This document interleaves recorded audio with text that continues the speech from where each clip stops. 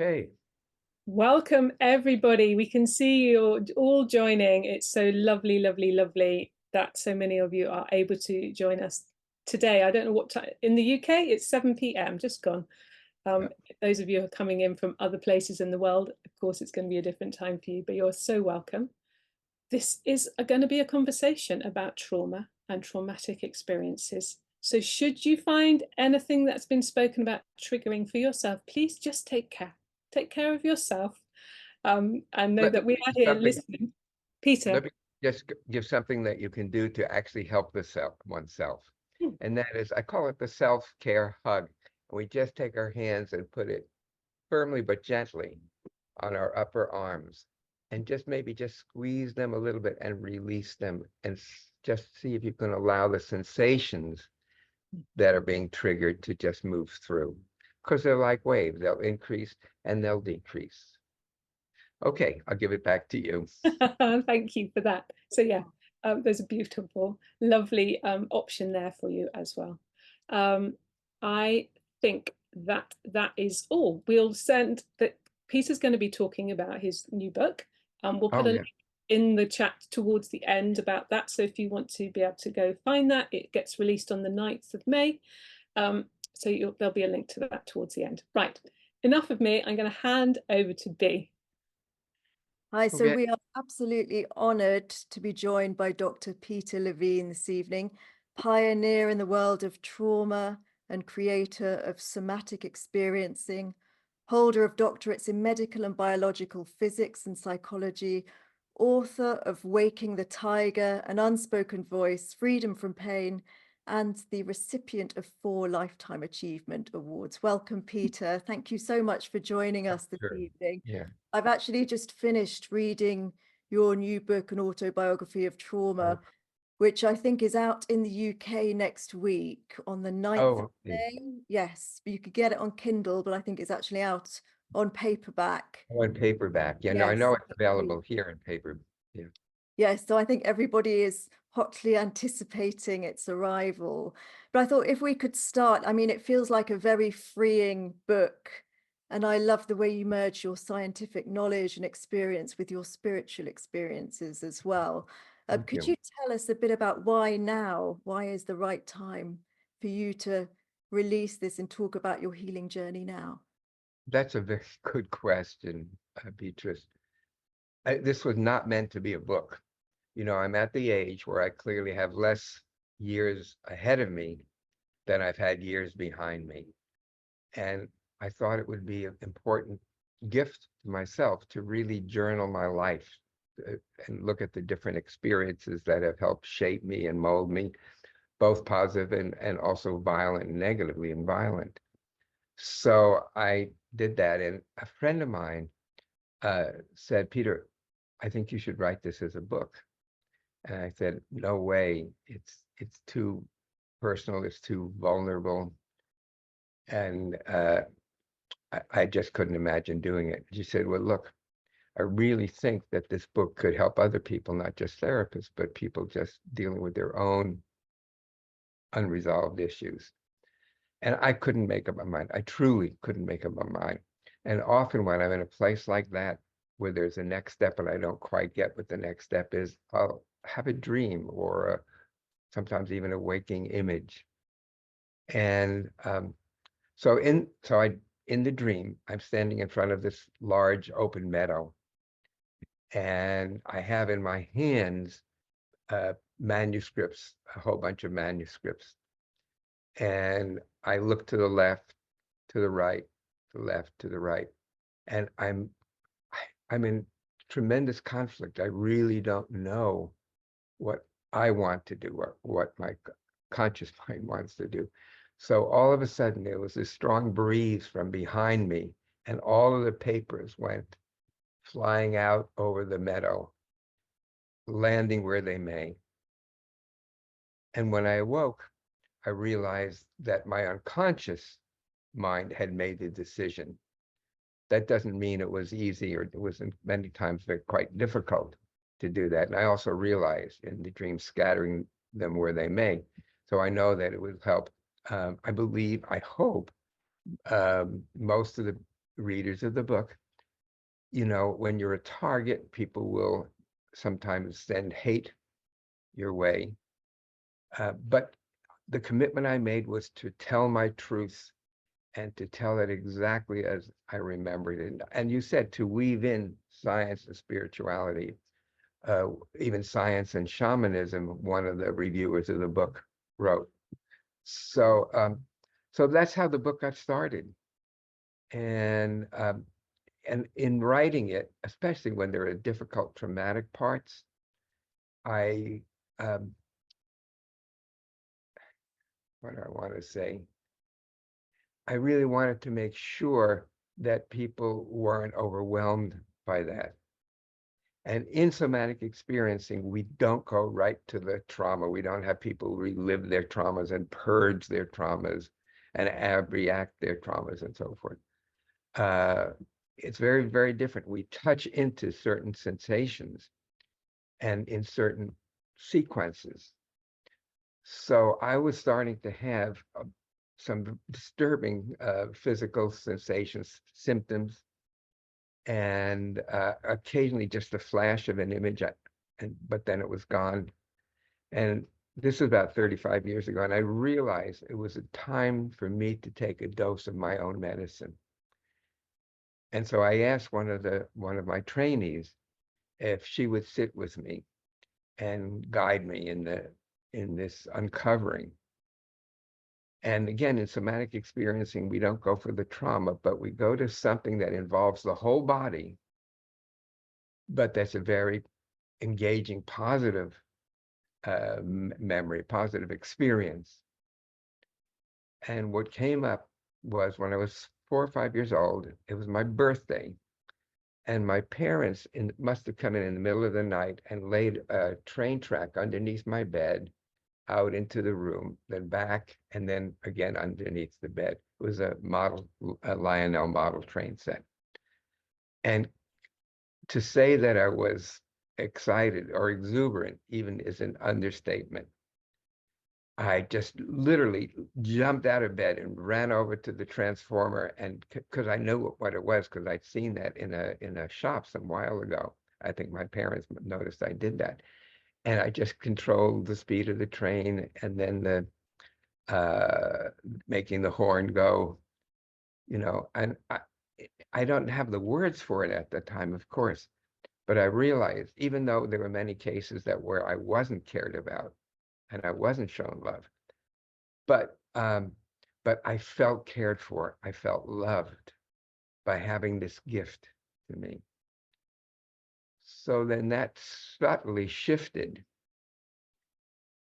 to a memory when I was probably in junior high school. Probably was about 12, 13, 14 years old. And I would come home and I'd have my milk and cookies, and then I would go down from the apartment house, cross the road, over this big wrought iron fence, and down through some bushes. And below the bushes was a running track. And because my family, for many years, had been under threat from the mafia, there was a mafia person named Johnny Diaguado, Johnny Dio, and he is one of the most ruthless killers. He's featured in 2 movies, The Goodfellas and The Irishman. And basically, my father did nothing wrong, but he was called to testify against this guy. And basically, he said, if you testify, you find your family face down in the East River. So we had this pervasive threat, and it's like the legs were pulled out from under me. But as I went through the bushes and then came to the running track, a cinder running track, I could feel my legs, or I was starting to walk, then walk fast, then begin to run. And I started to feel more power in my legs, because being under that kind of threat literally pulled my legs from under me. I lost my ground. But then in starting to run around the track, I started to feel more alive. Again, I wouldn't have used those words, but I felt more of my legs. I felt more of the muscles in my legs, and sense of power in my legs. So again, we stayed with that memory, that experience in the body, and again, building one positive experience after another. So finally, one day I climbed over the fence, and off to the left, there were a bunch of thugs, gang members, and they were smoking cigarettes, and some of them had these Marlon Brando kind of motorcycle hats. And I knew something was wrong. The hairs on the back of my neck and my back stood up and on my arm. I realized this, and I was scared, and I didn't know what to do, whether I would try to climb the fence again, in which case I would be an easy target to be pulled down, or to go down to the bushes and try to go back to the track, which was open and which I would be safer. And unfortunately, I wasn't able to make it. I was wrestled down. I was violently beaten and raped. But then coming back to that power in my legs and moving forward and being able to do the things my body needed to do then, which it couldn't do because I was overwhelmed. It was overwhelmed. And little by little, as we worked on this, what felt waves of movement in my body, waves of energy, waves of warmth. And I was able to really put that memory in the past where it belonged. And I regained some sense of connection and stability and aliveness. Some people ask, well, how do you know if it was a good SE session? Or what will you hope for in SE? SE means somatic experiencing. And I said that the person at the end feels more alive, feels more real, feels more of their self or the self that they want to be. And so doing my own work was so important in my development. You know, there's a Greek mythological archetype called Chiron, which, as I understand it today, is about the wounded healer.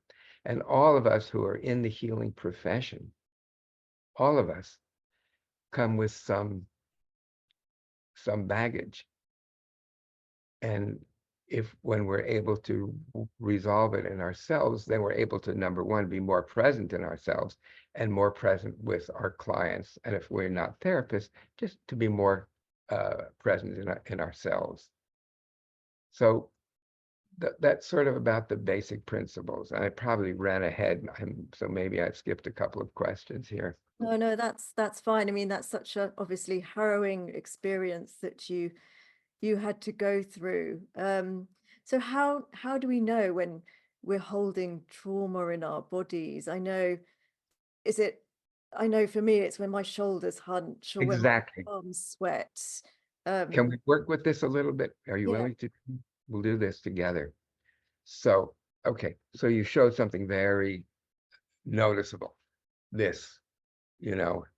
So let's have a situation, imagine a situation where somebody's hitting us or striking us or doing that emotionally, and we go like this to protect ourselves. Well, after a while, that can become chronic, and we walk around with our shoulders higher and higher. Then, no surprise, after a while, we're having pain. So what I'll have the person do is look underneath the pain to connect with the tension. And then just to let the tension increase slightly. What would happen when they did this?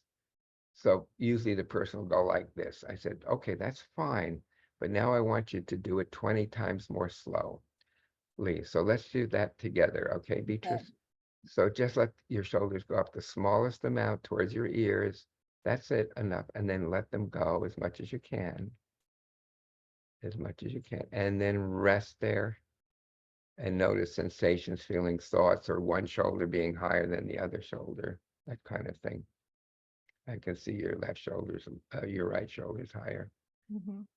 So what are you noticing? I'm noticing there's a slight tug on my left shoulder, like it's being pulled backwards. Ah, And the right one is shaking slightly. great. So just feeling that. And so just letting, again, just a millimeter at a time, let the shoulders come up and that one, yes, move forward a little bit and just hold it. Feel the breath and let it go. That's it. Just sit with that for a little bit. Ooh, Mhm. yeah. Tell me what you notice. It's a sort of spaciousness opening in the heart center, I think. It's Yes, great. yeah, just more, and the rib cage more open. Yeah, yeah. And we don't go for memories in SE. Memories may come up, but again, we're looking for just what you described, to become more embodied, to more connected to our body. And that's essential. There's a saying from Papua New Guinea that if knowledge is not experienced in the body, then it's not knowledge, then it's useless. And Pascal also said, the body has its reasons, which reason cannot reason. So again, this is sort of like a side way to work with embodiment, because I think in our societies, in our lives, we are highly, highly, highly disembodied. I mean, that gets reinforced by being on our devices all the time, being on our computers and our phones and so forth. But it's deeper than that. And it's kind of ironic in a way that when we deal with trauma, we come to a deeper sense of our embodied selves. And why should we want to be embodied? It's for some people it's a protective mechanism, isn't it? Coming out of the body. Yes. Yeah, it's like dissociation is a form of disembodiment, and these symptoms that we might have in our body that just doesn't make any sense. And that they're pains or tensions, and they move around the body. Often they don't stay in one place. And a friend of mine, Bob Scare, a neurologist, was a student. Sadly, he's no longer with us. But he called that somatic dissociation, which is really exactly the right word. Yeah. So, but to be embodied is to be alive and to be in a sentient life. And I think at least at some level, that's all what we dearly, dearly want for ourselves and for others, that they be more connected to their bodies. Well, I'll tell you, there'd be a lot less problems if people were doing that. Yeah. It reminds me of your character Nancy in Waking the Tiger, Mm. and how as she moves out of the freeze response and she begins to recover her memories of being in the hospital, how she's able to make better social engagement. Yes, yes, exactly. And she also described, because when she was able to look down and there was a tiger chasing her, we don't have to go into that. But she's looking down, she sees the tiger, and then the tiger disappears, fades out, and what fades in again is that image of her as a 4-year-old. What she reported, in addition to what you would expect, that she felt like she was being held in warm, tingling waves. Mhm. And that really told me that trauma can be a portal to spiritual experiences. I mean, to be held in warm, tingling waves. We don't have that in our psychology text, do we? No, no, no. No. And I think also, when you release trauma, you're releasing the stuck energy that can suddenly Yeah. come out and you blossom, don't you? You feel like a bigger, you like you're having a bigger experience of life, basically. You've experienced yourself in a bigger way. Yeah, experience yourself in a big way. And there's now some more interest in interoception, the body sense, sometimes called the sixth sense. And I've read a couple of the research papers. One of them pointed out that when people can just even be aware and feel their heartbeat, it's a very simple task, because in real SC sessions, working with dozens of different body sensations. But that's okay. So at least it's a place to start. So these people are healthier psychologically and even physically. So there's something again about embodiment. Wonderful. Thank you, Peter. I want to talk about birth trauma and Sure. perinatal trauma as well, which Mhm. it's slightly more out there, but I think somatic experiencing works with that as well. And it's mentioned in your book as well. I That think, and the autobiography, yes. yes. Could we talk a bit about that and your experiences? Yeah. You know, when I first started really uncovering people having these things that related to perinatal experience and intrauterine experience, you know, it was a little bit that, again, this was not something that was talked about in good circles. I mean, you know, if somebody said, well, I'm working on my birth trauma, you know, many people would say, well, what are you talking about? But remember, these are not declarative memories, not at all. They're pre-verbal, they're nonverbal. They take the form of procedural memories, in other words, of body memories, of position memories, and so forth. And if we help the client, let's just talk about the birth process itself, to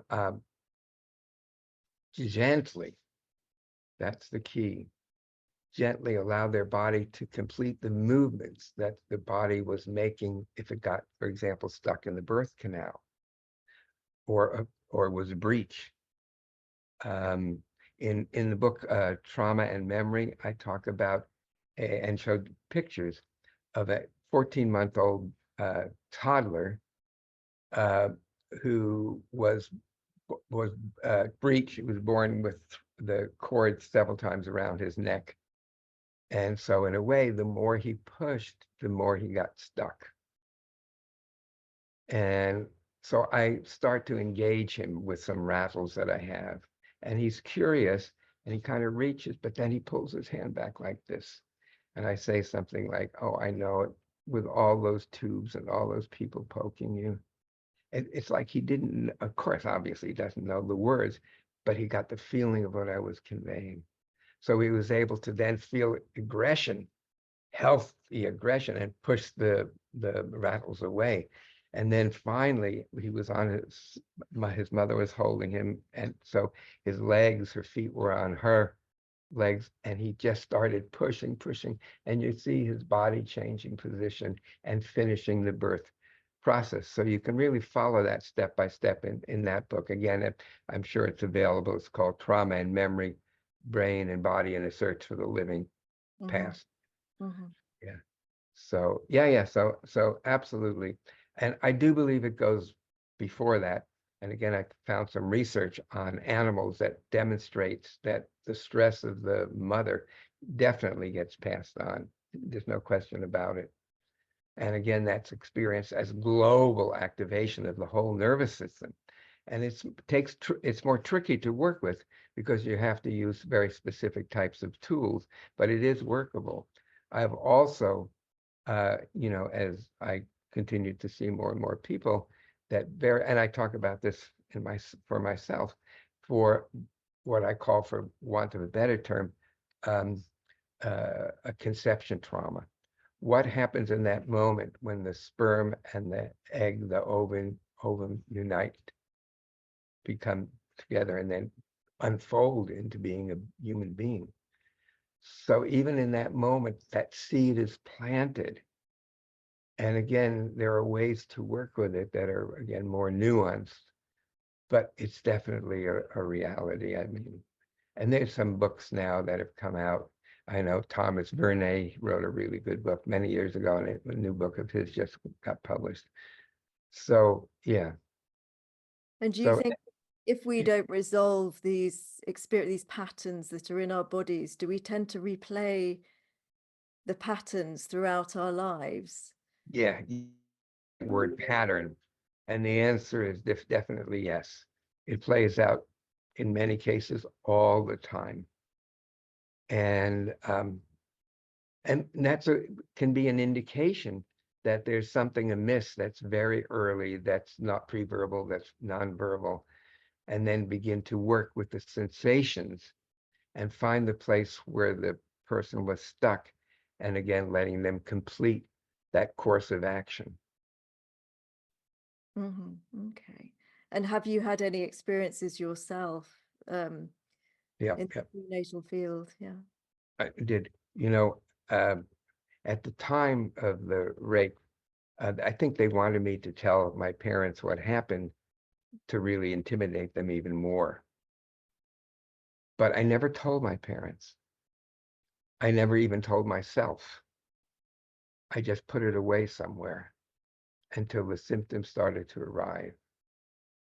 So many number of years ago, I had the nerve to ask my parents, particularly my mother, if they had noticed anything about my behaviors around that age. And she asked me, well, why? I said, well, because I was raped. And she said, no, Peter, that never happened. And I went, oh my God. She said, what you picked up is your father raped me to stay out of the army. This was World War II. And I realized that both were true. Yes, there's no question about it. I was raped. And she was prescient. She was so intuitive. I mean, many of my traumas come in relationship with her, but she had that gift. And I think she gave me that gift. And so, but to get that information, because then she was saying at the moment of conception, you felt raped and therefore you are unwanted. So I had to go in my journey from self-hatred to self-love, from searing pain to joy, to deeper connection and deeper and deeper and deeper connection. Again, that was the basis of that book. No, it's incredibly profound stuff, I think. Going back to your intuitive abilities that you inherited from your mom as well, can you tell us about your relationship with Einstein and Oh, right. the apparitions you had and Yes, how yes, those yes, have yes, yes. assisted you along your journey?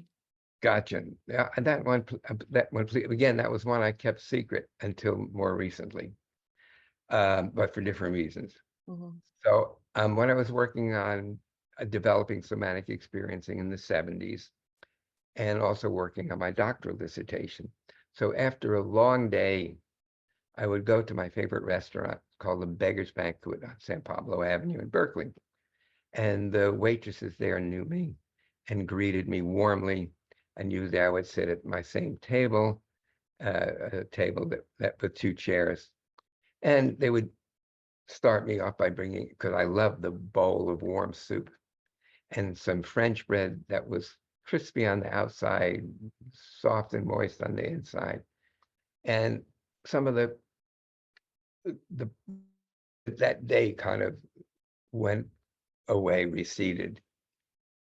And so one day though, when I was sitting at my chair, at my table, and eating my soup, then I saw a shadow come from the left. And it was a man with crazy hair and in a crumpled jacket was like 2 or 3 times too big for him. And he kind of pointed to the other chair. And so I invited him, if he wished, to sit down. And I realized that I was looking at an apparition of Albert Einstein.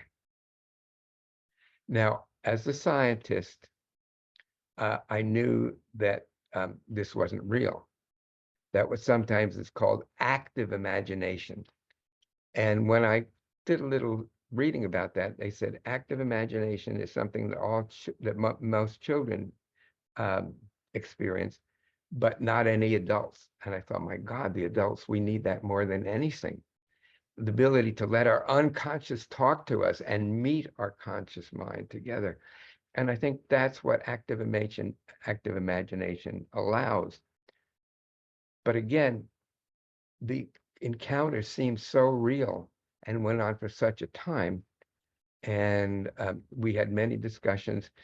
One of the last discussions after, because he would come in, I would eat usually a couple of times a week, and he would come in once a week. Was there, and so I was starting to notice that traumas don't just occur to what happened in a person's life, but maybe what happened to their parents, their grandparents, great parents, and so on the ancestral lines. So anyhow, it sort of like a dream within a dream, took me to this small pond, and he had a yardstick. You guys use yards, right? Not meters. Well, anyhow, either yards or meter stick. And along the stick were these small stones, and he held them over the pond, twisted, and all of the stones fell at the same time. And then you saw waves rippling out in all directions. And again, this was something that he was very familiar with because of the space-time formulations, that time isn't just something that goes forward. Time just ripples out in all directions, or at least that's my interpretation of it. And then he pointed out, if some of these waves get stuck, then everything after that will be distorted. And I said, yes, that's exactly what happens. And again, it can go forward, or can go backward, or can go sideways.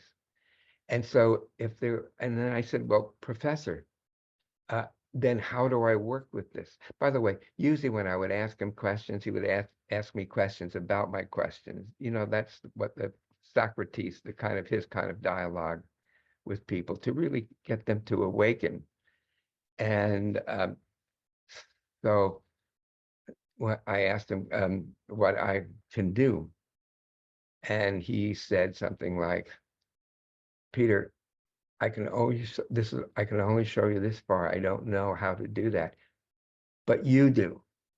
So in a way, he really empowered me to move forward.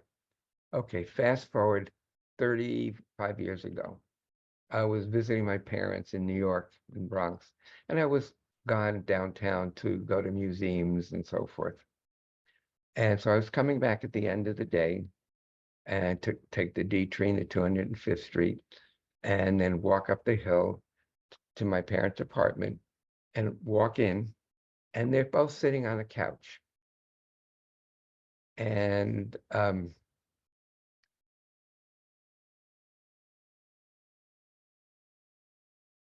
I see on a bookshelf above them Einstein's theory of relativity. So that prompted me to mention what had happened in my encounters with Einstein. And my mother was very interested. And she said, Peter, I know why that happened. And I said, what do you mean? She said, when I was 8 months pregnant with you, your father and I were on this canoe in a small lake in New Jersey. And a wind squall came and tipped over the canoe, and they couldn't right it. And so they were certainly sure to die. And I wouldn't be talking with you today, obviously, because I wouldn't be here. Just in that moment of life threat, a small sailboat, seeing that they were in distress, came by and helped them to get into their boat. And then they gave them towels to wipe themselves down. And they introduced themselves, ready for this, of Albert Einstein and his stepdaughter. And my mother reasoned intuitively that since basically he saved my life, that we would be connected in this moment of life threat for the rest of my life. And at different times when I felt I needed someone particularly to talk with about something, he sometimes would reappear and we would continue our dialogues. So how my mother knew that, Beatrice, is just astonishing. It really is. As I said, I'm really grateful to have inherited some of her intuitive abilities. And of course, I talk about that in the book. But yeah, so my life has many twists and turns. And again, when I just wrote this as a journal, but not as a book, I became really fascinated about those kinds of events and about my mother's intuition and how she passed that intuition on to me. So I do that with great gratitude. And that's such an incredible story. Just before we go on to questions from the group, I'd just like to talk a bit about ancestral trauma. I went to see you last summer in London, and you were doing a sort of demo, Yeah. and you made a point of saying that we inherit positive things from our ancestors as much as we inherit the negative things. And I'd never heard that before, and I thought that's a Oh, really no, that's particularly true. I'll Mhm. tell you when it first kind of came into my mind that this was the case. This was, I think it was 1989. There's a plane crash, United Flight 232, from Denver to Chicago, DC-10. And there was an explosion in the rear engine, and they lost all of hydraulic control. So there was no way to land the plane. So what they tried to do is increase the speed of the engine on one side, then on the other side, so they could make some kind of a landing. It was a crash landing. The plane broke apart. Some of them started with fireballs. And so this woman, she was in that flight. And I was working with her, and obviously she was experiencing tremendous trauma. And so I worked with her in a teaching group, and we'll call her Katie. And what we find, again, like I went to my birthday surprise, guiding her to when she escaped and was sitting in the cornfield with the sun on her back and feeling the warmth and seeing the corn, and embodying that. So then we went back to when she is upside down in the piece of fuselage, and she realizes that she's upside down. So she very carefully untakes her safety belt and then gently, slowly comes back to the ground, the top, what was originally the top of the fuselage. But everything is black, there's smoke, and she doesn't know what to do. So all of a sudden she hears the following words: Katie, go to the light, go to the light. And she saw this pinhole of light, and she started crawling towards it with that information. And she finally found herself out. There was twisted wires and everything like that. And she finally was able to finally experience escaping from the fuselage and then coming and sitting in the cornfield. There's actually a movie that was made about this flight. It's called The Fearless. It's with Jeff Bridges and Rosie Perrier. It's a really good. I actually talked to Peter Ware, the director, and we met and talked about the film. And he said, because he did have a consultant psychiatrist, he said, boy, if I knew you were around, I would have interviewed you for sure. And I said, well, thanks, and thanks for making this movie, because it's one of the most honest portrayals of trauma in the movies. It's really quite amazing. So what was the question? Oh yeah. So again, okay. So it turns out that both her father and her grandfather were in airplane crashes, one commercial, one military. And they both escaped by finding a pinhole of light and crawling towards the light. Now, how she knew this and how that information come at that moment, it's pretty interesting. Also, 7, 8 years ago, I was doing a workshop at Esalen, and I worked together with a man who was from the Crow tribe and a Navajo woman. I worked with them together. And what came through in the session first was that he could hear this chant from his grandfather, and he sang the chant out loud. And there was such power and connection. And I could see there was a group of about 75 people. Everybody had tears in their eyes. And the Navajo woman talked about how she was taking her children and homeschooling them because that was the only way they would learn their language and learn their tradition. So again, these things came from the ancestors that have a spiritual supporting components. So the yeah. support is out there for us. We just have to know how to access it, really. Yes, that's right. I mean, usually we need some kind of guidance to doing that, but you're right. It's absolutely something that's doable, but we have to become open to that possibility. And sometimes I'll have people draw themselves, their bodies, and then their parents, and then grandparents, and so forth. I think in that church that you were talking about in London, I had them hold colored threads of yarn to connect with all of the ancestors. So not making content, but feeling that energy connection as Einstein showed to me. And so again, not having any conscious knowledge of this, all of this information starts coming towards them from the ancestors. Some trauma, but mostly the gift of wisdom. Yes, I remember the lady had a really beautiful experience with it. She was, I think it was her grandmother was singing songs to her as well. Yeah. Oh, that's right. Yeah, exactly. And these are the kind of things that can evolve. So I guess I better take a couple of questions here. Catherine, what have we got? Oh, you're on mute, I think, Catherine. Oh my gosh, that classic. Yes, there's several questions, but there's a couple of themes emerging.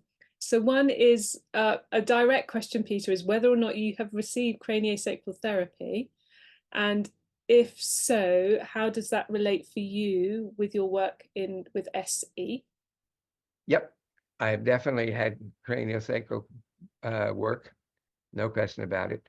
I actually spoke at the craniosacral conference a couple of times, long time ago, and they were very interested because, in a way, what my work with trauma fills in a missing piece, and helps support people who are doing cranial work. And many people who are craniosacral therapists do take our training, and it's a really beautiful integration between the two. Okay, and there's another theme about adoptees, adult adoptees, and if there's, maybe that's a big topic, but if there's anything you can say about that. Yeah, it really is a big topic. That's a question that I'm frequently, or not frequently, but I'm sometimes asked about adoption. And again, that's something that's a very delicate subject. And often people will feel the love of their adoptive parents, but also connect with something ineffable about their biological family, their biological parents. So, so again, like you said, it's a very complex subject, but it's one that that I personally have, not for myself, but that I work with clients where they were adoptive, and sometimes it can be have to work with the conflict between them and their adoptive parents, and them and their biological parents, to take what occurred from each of them and kind of put that together. Yeah. Okay. So I think we might be aware of the time. Peter, Yes. do you have time for more questions, or is this, do we I'll kind take a question or two. Yeah. Okay. So another question is, do you see somatic dissociation as a movement from dissociation towards full embodiment? Huh. That is a very nice question. That is a very nice question. I think so. I think so. Because at least it brings us curiosity of what's going on in our bodies. And curiosity is a key feature in healing traumatic wounds. By the way, I don't just think of trauma as PTSD, because in Latin, the word trauma is a definition, or the word means an injury or a wound. And so in working with these wounds, we come to greater embodiment. And maybe a final question relates Sure. to forgiveness. Was forgiveness for those who abused you ever part of your healing journey? Forgiveness. Well, I don't think it's something we should do because it'll make us feel better. But I think it's something that evolves when we have our own healing. And at first, it comes in the form of compassion for ourselves, and maybe compassion for the abusers, especially if they were family. But again, it's not something we should in any way be forced to do, but it's can be part of a healing process. And it comes out more spontaneously. It's not something that we do, like I just said, to forgive the person who's injured us or so forth. But it's something that comes out of the healing itself. Okay. Okay. Yeah, thank you. Yeah, I think that's maybe a good one to end on. And Thank you very much, Peter. sure, glad to talk to all of you and my craniosacral friends and other friends here on the wonderful little island that you live on. Well, we hope you come back soon, and thank you for being so generous with your knowledge and sharing your story with us. Thank you, Peter. Sure, gladly. Oh, I can just mention, if you want more information about books and talks and so forth that I've given, you can go to our website, which is Somatic Experiencing, oneword.com.